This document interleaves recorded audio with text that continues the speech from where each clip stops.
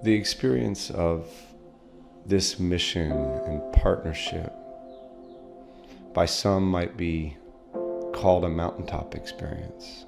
By others it might be considered a valley.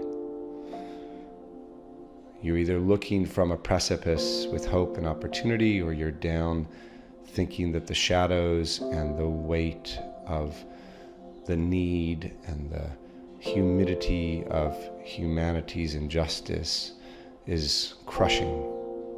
So we carry each with us our own set of bags through life.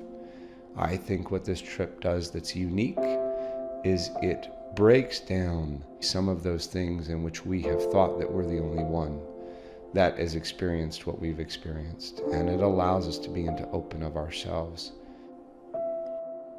So imagine for a moment that you're awoken by the clanging of pans in the background and the smell of rice, dal, and a few other Indian spices you're not aware of.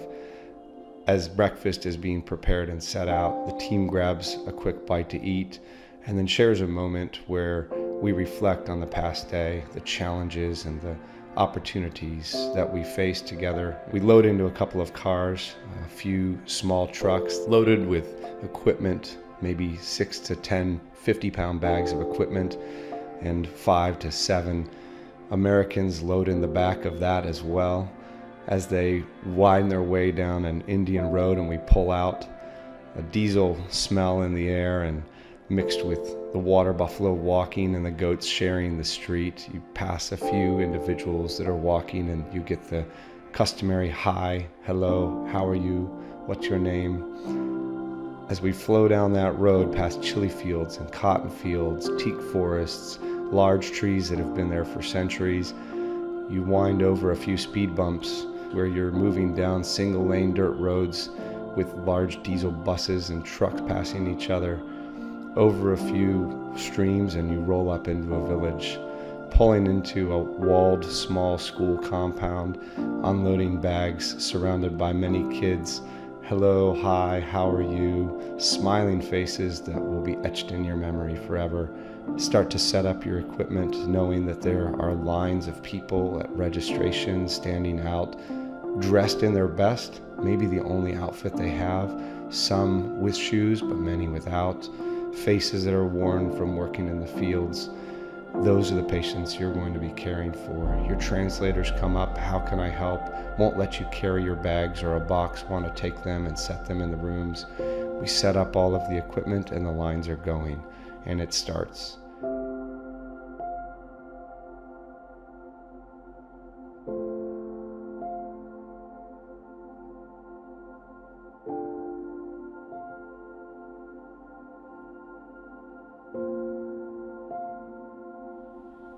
So in walks an individual who looks both regal and worn with time, dressed in white, stick in hand.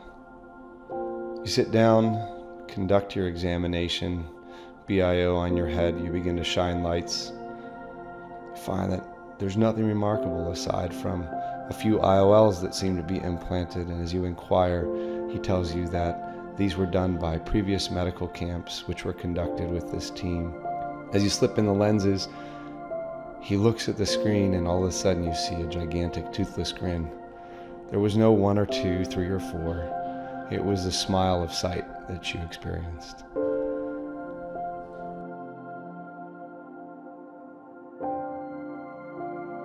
And it goes until 6 o'clock. You hear, we've got 50 patients left. At 10 p.m., you're closing up shop, quickly packing your BIO, wiping the sweat from your brow. A couple of Indian young men pick up an OCT, strap it in the back of a truck, load it up, seatbelt on, tables ready to go.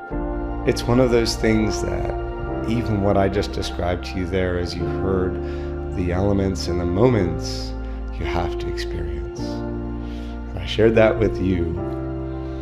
I share that with all of you, whoever's listening to this, that you may want to try to capture or think that you understand from this video you're looking at. But until you're there and you spend the time and the sweat and the heat, and you realize the end of yourself, and you realize the end of resources, and yet you see the way in which which love is passed and hope is given. You can't encapsulate it in a video or a soundbite. It is an essence that transforms you entirely.